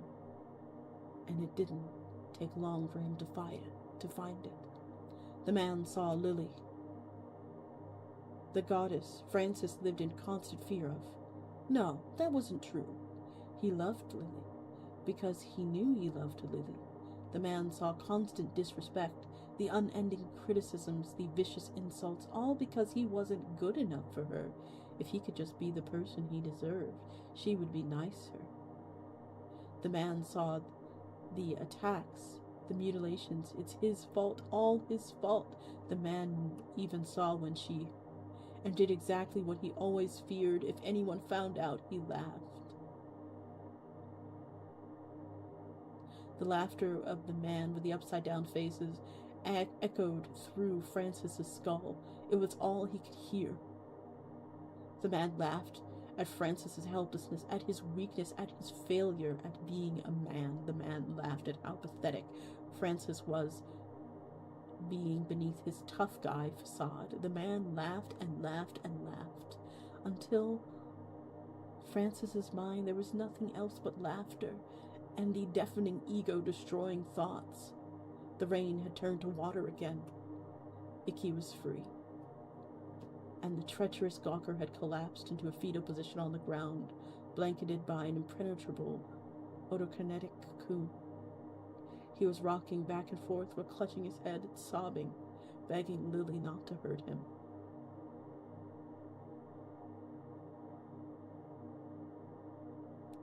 Icky moved in to smash the cocoon and finish him, but heard Manny's voice in her mind, telling her to leave him be and run. As much as she hated to leave a Gawker still breathing, he had still nearly killed her, but it was probably best to take her chance at escape while she had it. Even so, she spat on him before she ran. Several hours later, Icky knelt over a shallow grave she and Manny had dug for Sophia in Mount Hood National Forest. She had transfigured a boulder into a proper tombstone. Here lies Queen Sophia, age unknown, but far too young, victim of the Ichabod genocide. May she find peace in what lies beyond this world, and may her loss forever remind us why we fight against the book burners. Sleep sweetly, Your Majesty. I'm so sorry. I'm sorry. Icky wept. Manny knelt beside her and put his arm around her, wiping her tears as she laid her head upon his. It's a nice headstone. I'm sure she would have liked it, he said softly. And even though I don't approve of you risking your life like that, it's nice that you were able to avenge her. And now there are 9 less book burners in the world who won't be able to kill any more freaks. What about the last one? The traitor. He won't remember us. I took that away. But he was too powerful for me to do any lasting damage. I hope we never cross paths with him again. He had some serious issues. I don't give a shit what his excuse is. He's a monster, Icky hissed. But Lun let out an exhausted sigh. Thanks for saving my ass back there. I owe you one. You would have done the same for me? Manny nodded. Well, we should get going. If we're not back at the Circus soon, Fuller might send Stretchy after us. Icky nodded softly, kissing her fingers and touching them to the gravestone. The freak and the clown rose to their feet, leaving the swiftly yet lovingly made grave in peace amongst the dripping pine needles. and gently falling rain.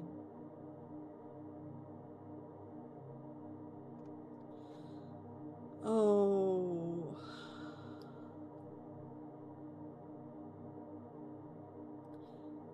That was really sad, y'all. My heart kind of hurts, man.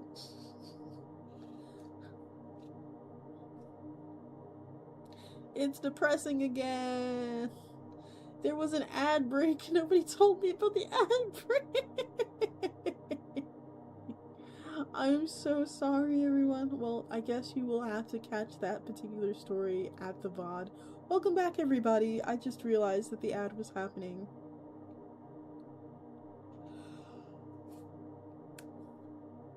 Oh, I guess I completely tuned that out. Let me find an acceptable target of our affection.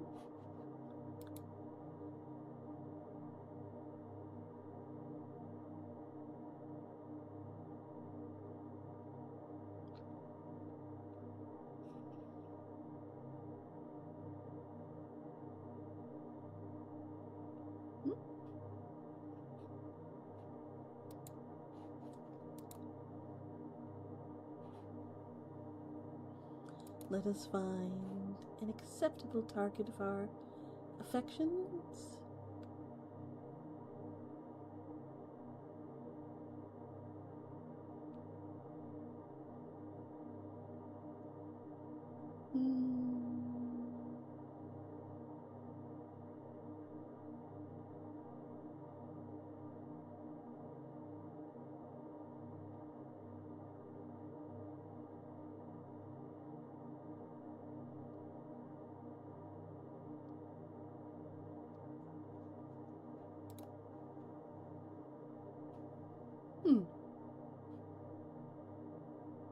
It looks like Cranial is playing Neo 3. I think that would be so much fun to go ahead and watch them. And it looks like he just started, he's been streaming for about 2 hours. So I think it'll be fun to go and bother Cranial. Let's go see our brain friend and surprise him with a raid. Thank you all so much for coming today and listening to me ramble on about the library and various entities that I meet in there, and the circus. Next week, on Sunday, we shall read more about this crazy circus. But until then, I bid you adieu, and don't worry, on Wednesday we'll do some more Date Everything, because I know you guys are excited for that. And I'll use a guide this time. I promise, I'll use a guide. Let's go.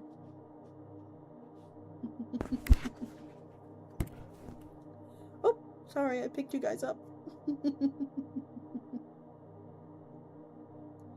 And away we go.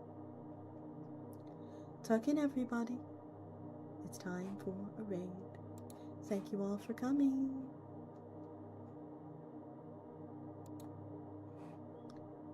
Also, good night, YouTube.